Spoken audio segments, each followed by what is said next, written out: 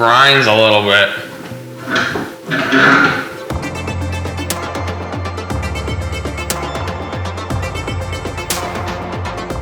Welcome back. In this video, I wanted to go over what a $15,000 DeLorean might look like. When I picked up the car from Texas, everything that wasn't attached to the car was thrown into a handful of boxes. And I went through those boxes in another video, and if you'd like to see that in greater detail, I have the link down below. When I bought the car for $15,000, the previous owner had said that the only things that were missing was the fuel pump and the alternator, and that the engine was able to turn over but not run. He also said that most of everything was here but basically disconnected because the car had just started going through a full restoration. And now we're going to go on a quick walkthrough of the car to see what a $15,000 DeLorean might look like.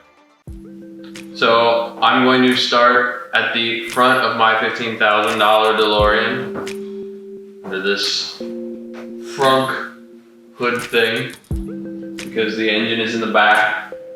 So under the hood or front of this $15,000 DeLorean, there is no spare tire.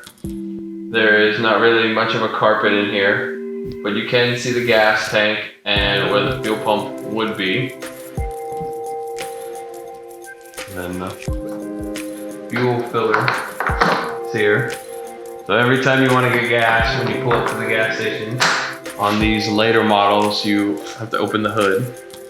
Because if you look up here, on early models, this little carpet square was actually a cutout for a fuel flap, but they ditched that in order just to make a one-piece hood that had grooves and then went to a flat piece of stainless steel. But they kept the groove here. It's just a theory, but it is very common for automakers to use the same skeleton but just wrap a new skin on it through various model years. Another important thing that I wanted on the car was for all, or at least the majority of the glass to be in really good shape, which aside from the windshield, which has 2 cracks in it, everything else is in really good shape. Another important thing I was looking for was for the doors to work pretty well, or at least be able to hold themselves up without a problem, which these do just fine. On this side, the door is able to go up pretty effortlessly because there is no trim panel, adding extra weight. So that nice big piece of padding here for the armrest, it adds a significant amount of weight because if I go to the other side of the car, you will see the door will not come up as high before you have to help it along the rest of the way. On the interior of the car, I have both seats. I have all of the framework to make the headliners that go on the top of the doors, as well as the T-bar of the car. But it did not have any carpeting, which is fine because it would have probably been old and stinky anyway. I also have various mismatched interior panels. So I have pretty much every panel, but not all of them are the same color from left to right. So you can see I have a black driver's side quarter panel trim, and I have a gray passenger side quarter panel trim. So those will all be getting rewrapped to be the same color. The steering wheel is pretty nice. Everything is disconnected, including the gear linkage. It looks like the last owner was getting ready to do a full restoration, so he was disassembling everything to take the body off the frame. So that's why the majority of the interior is apart. But for getting to the body bolts, you gotta get the seats out. So something about the DeLorean that I never knew until I bought one was that the package partial shelf back here is made of wood, like literal wood. It's just painted black. This would never fly in a modern car today, but I can say that the luxury of this car is that it was put together with real wood trim. I never knew. And the last part is we have the back of the car, which is where the engine sits. This is the PRV V6, which is the only engine option that was ever for this car.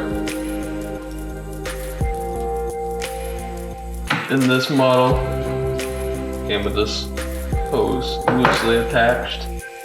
I have the original expansion tank, which I believe I like to break over time, so that'll be getting replaced. The top half is missing as far as the intake stuff, and there's just various vacuum lines and wires running all over the place. The engine is disassembled on the top for getting the body off the frame.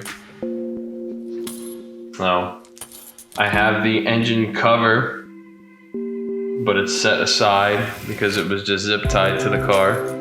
So there is normally an engine cover that covers this up that the louvers sit on top of. So it's like I got a hood on a hood.